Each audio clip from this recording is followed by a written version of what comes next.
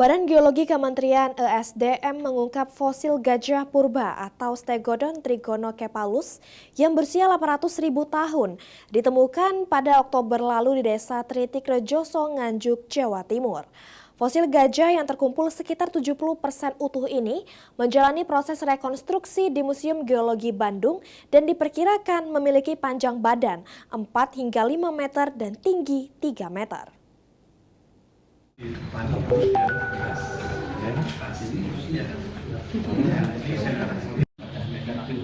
Dan Geologi Kementerian Energi dan Sumber Daya Mineral (ESDM) memaparkan penemuan fosil gajah purba atau Stegodon trigonocephalus yang diperkirakan berusia 800.000 tahun.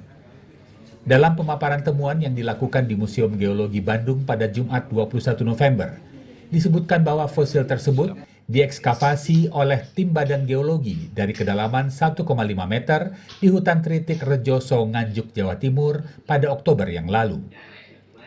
Dari hasil ekskavasi pertama, ditemukan sekitar 70% bagian fosil dan dibawa ke Bandung, Jawa Barat untuk proses konservasi.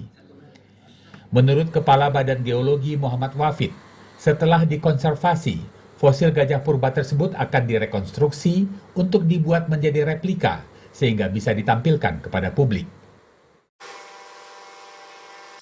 Ini oleh Kabupaten Nganjuk diminta untuk dikonservasi di Museum Geologi, ya. Jadi nanti kita rekonstruksi kembali menjadi utuh, kita pajang di Museum Geologi ini dan juga dibuat replika. Nah, replika ini nanti akan juga diekspos di situs Museum Tritik di Nganjuk.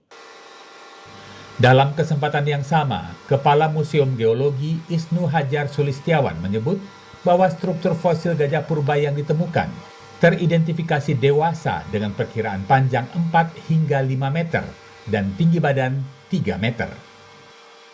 Dari temuan ini tentunya kita melihat bahwa lokasi itu merupakan lokasi yang potensial untuk bisa terdapatnya mungkin fosil-fosil yang lain.